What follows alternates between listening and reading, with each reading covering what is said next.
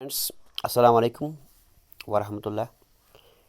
Today our topic is fertilizers.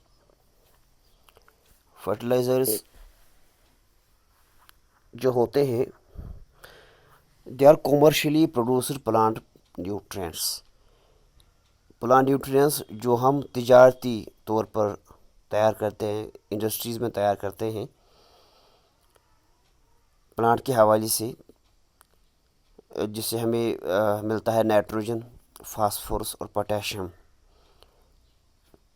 ये तीन अहम चीज़ें हमें मिलते हैं एक प्लांट के लिए सॉइल में, तो इन्हें हम कहते हैं फर्टिलाइज़र्स। जो हम बाज़ार से ख़रीदते हैं, पोटैश खाद हम लाते हैं, या हम कहते हैं वो डाई खाद हम लाते हैं वगैरह वगैरह, तो ये सभी होते हैं फर्टिलाइज़र्स।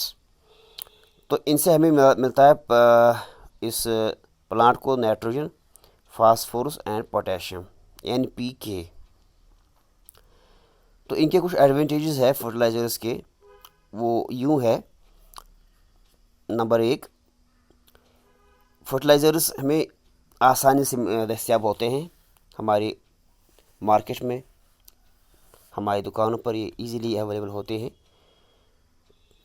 हम इनको आसानी से यूज़ कर सकते हैं और इन्हें हम स्टोर भी कर सकते हैं। दूसरा फ़ायदा क्या है, इनसे हमारा जो यील्ड होता है, पैदावार जो होता है, वो काफ़ी बढ़ जाता है। हालांकि फर्टिलाइज़र्स का कॉस्ट भी अच्छा होता है, तो इससे हमें यील्ड बढ़ जाता है, हायर यील्ड हमें हासिल होता है। तीसरा point, fertilisers are used to ensure good vegetative growth. Plant की वेजिटेटिव ग्रोथ जो होती है वो बढ़ जाती है। वेजिटेटिव ग्रोथ मीन्स जो प्लांट के लीव्स होते हैं, ब्रांचेस होते हैं या फ्लावर्स होते हैं, उनकी ग्रोथ अच्छी हो जाती है, जिसे हम कहते हैं वेजिटेटिव ग्रोथ। तो वो इन फर्टिलाइज़र्स की वजह से अच्छी रहती है। और प्लांट्स जो होते हैं बेटा, दे आर हेल्दी या they remain healthy. Plants healthy रहते हैं, सेहतमंद रहते हैं फर्टिलाइज़र्स की वजह से। तो ये हैं 3 एडवांटेजेस या फ़ायदे फर्टिलाइज़र्स के हवाले से। तो आगे चलते हैं। इसके बाद डिसएडवांटेजेस ऑफ फर्टिलाइज़र्स क्या है, इनके कुछ नुकसान भी है। पहला पॉइंट, हमें ये बड़ी एहतियात के साथ इनका यूज़ करना पड़ता है। प्रॉपर डोज हमें इस मिट्टी में डालना पड़ता है। तो टाइम का हमें ख्याल रखना पड़ता है, हम कब डालेंगे ये फर्टिलाइज़र्स, हमें कब डालना है इस ज़मीन में, चाहे हमारा पैडी का फसल हो, चाहे हमारा कोई और फसल हो। तो इसके लिए हमें एक ख़ास टाइम रखना पड़ता है। तो ये खाद डालने से पहले, डालने के बाद इसका हमें पूरा ख्याल रखना पड़ता है। फॉर एग्ज़ाम्पल, अगर हम इसका ज़्यादा यूज़ करते हैं फर्टिलाइज़र्स का, तो इससे क्या होता है कि पानी ख़राब हो जाता है, वाटर पोल्यूशन हो जाता है, क्योंकि ज़्यादा इस्तेमाल करने से ये फर्टिलाइज़र्स पानी के साथ वॉश अवे हो जाते हैं और प्लांट इनको अच्छी तरह से एब्जॉर्ब नहीं कर पाता है जब पानी का मकदार ज़्यादा होता है। तो इसकी वजह से ये फर्टिलाइज़र्स वाटर बॉडीज़ में जा सकते हैं, रिवर्स है, लेक्स है, पॉन्ड्स है, एट्सेट्रा। तो इनका एक्सेस यूज़ हमें नहीं करना पड़ता है। एक्सेस यूज़ जो है ये बहुत ही मुज़िर है, नुकसानदेह है, तो इसका हमें ख्याल करना पड़ता है। ये इसका एक डिसएडवांटेज है। दूसरा point, continuous use of fertilisers can destroy soil fertility. अगर हम इसका ज़्यादा लगातार इसका हम इस्तेमाल करें, तो इससे क्या होता है, इससे सॉइल की फर्टिलिटी जो होती है, इसकी ज़रख़ेज़ी वो ख़त्म हो जाती है, क्योंकि जो सॉइल में ऑर्गेनिक मैटर होता है वो मुतासर हो जाता है फर्टिलाइज़र्स की वजह से।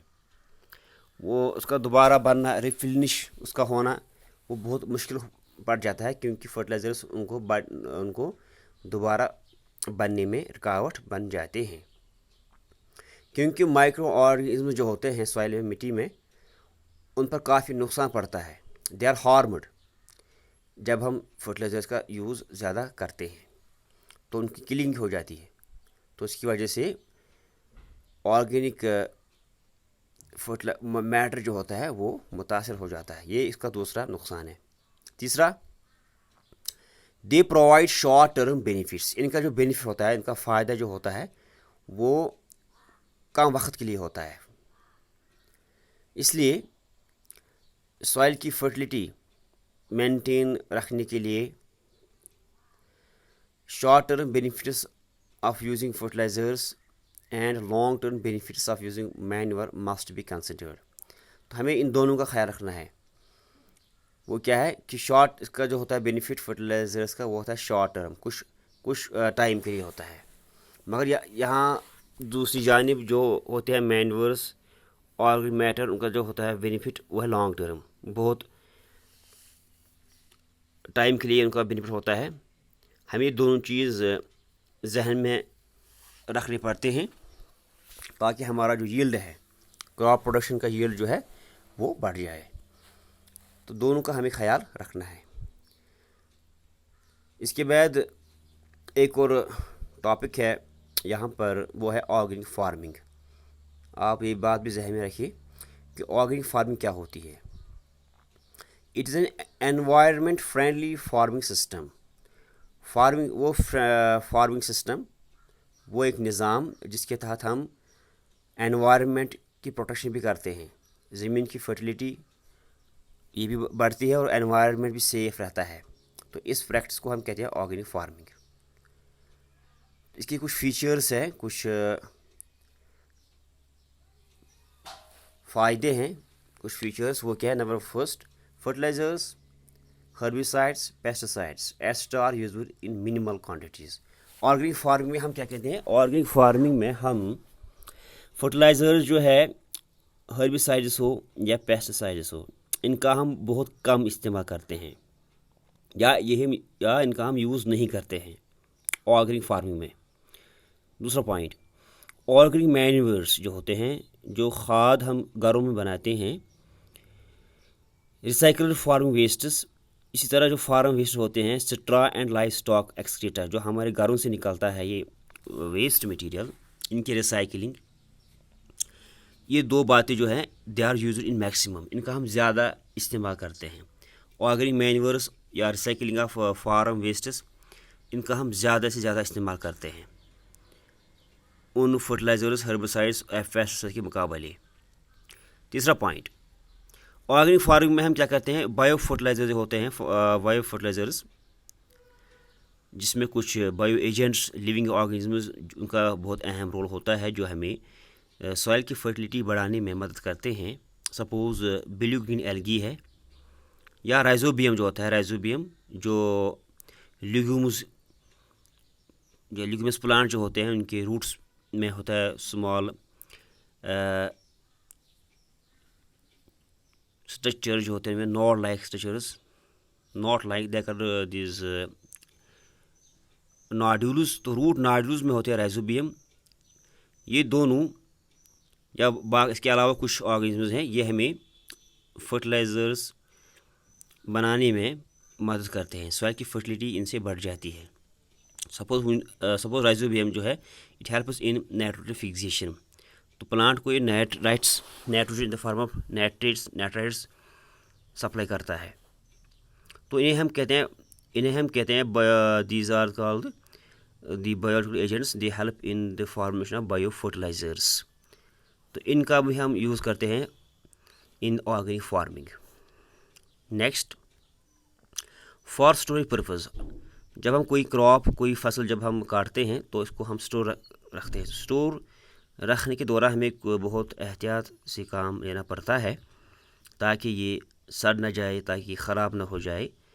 तो इसलिए हम कुछ लीव्स ऑफ नीम प्लांट या टर्मरिक जो होता है, टर्मरिक हल्दी, इसका हम इस्तेमाल करते हैं तो ये हमें मदद करते हैं इस फसल को स्टोर करने में। So they act as bio pesticides. तो ये बायो पेस्टिसाइड्स का काम देते हैं। तो कोई भी पेस्ट जो होता है, हार्मफुल चीज़ ऑर्गेनिजम्स, वो इस फसल को कोई नुकसान नहीं पहुंचाते हैं। तो इसके लिए हम ये इस्तेमाल कर सकते हैं नीम लीव्स या टर्मरिक। तो इन्हें हम कहते हैं एज बायो पेस्टिसाइड्स। इसके बाद नेक्स्ट ऑर्गेनिक फार्मिंग के हवाले से एक और बात ये है, ये हम कहते हैं these cropping systems they are beneficial in insect pest and weed control.